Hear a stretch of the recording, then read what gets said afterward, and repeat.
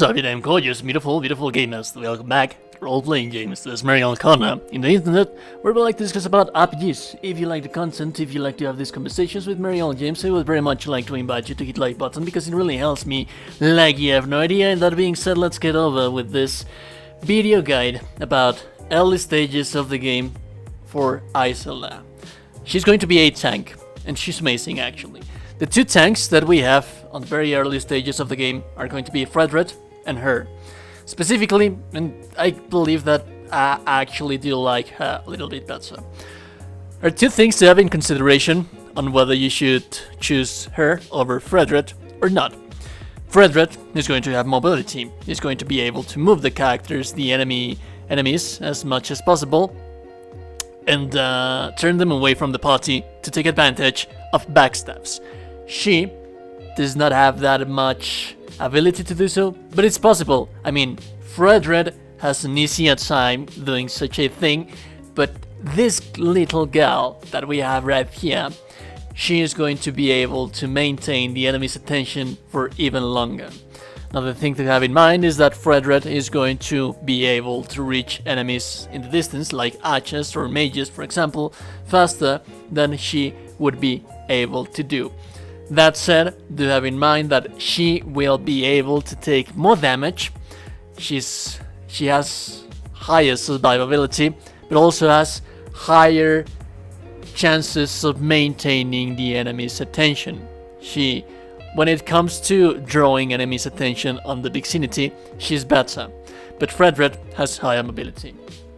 That said, the early abilities that we have for her is Strong Constitution, which is going to increase the healing received by a certain percentage, which is quite amazing. We actually do want her to have that kind of healing.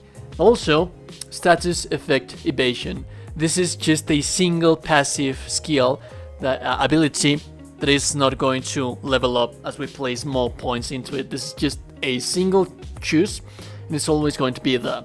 I advise you to take it as soon as possible, because if we are able to maintain her without being stunned as much as possible, she always have to be on her toes to be grabbing the aggro from the enemy, so that extra 20% chance of preventing stuns and status effects is amazing, because again, we always want her to be on her toes.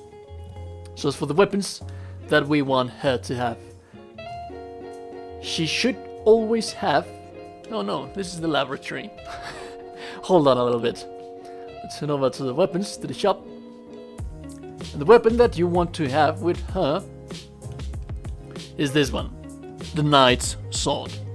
This one is going to have an extra 110 HP. This one doesn't. This one has more damage, but this one does not have HP. So as for the skills that we have, they are very similar actually. The one that's always going to be there, and the one that's actually quite amazing, it's Shield Bash. Shield Bash is going to deal damage as well as stun the enemy.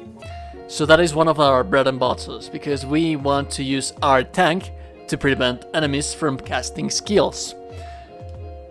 That said, with this one, the Knight's Sword, we have Roundhouse Slash.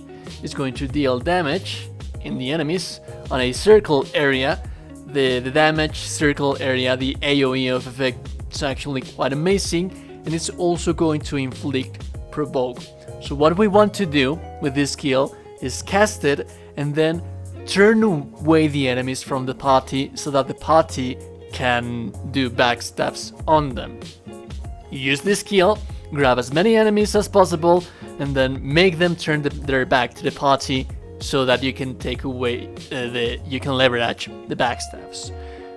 The other skill that we have for the Silver Sword is going to be Shield Charge. This is also going to be inflicting Provoke, but it's not going to gather as many aggro as possible, because this is a single targeted enemy.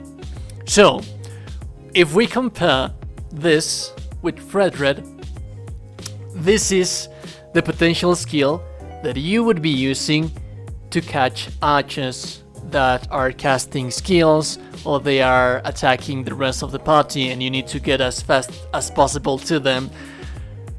The movement speed for characters in this game it's actually quite slow, so if we want to have control of the battlefield, we do have to rely on such skills. This skill is going to allow you to reach those archers as fast as possible, but archers are usually easy to kill, and Iskarion and Andreas are most of the cases going to kill them really damn fast.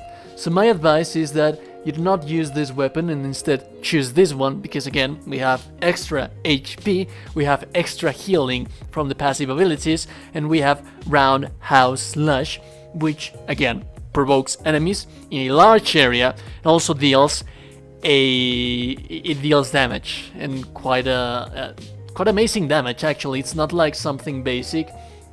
It does deals quite high damage, and it's an area of effect attack, and we love that. We love those. Anyways, that being said, if you find the information useful, then be sure to like the video, subscribe before you close the door.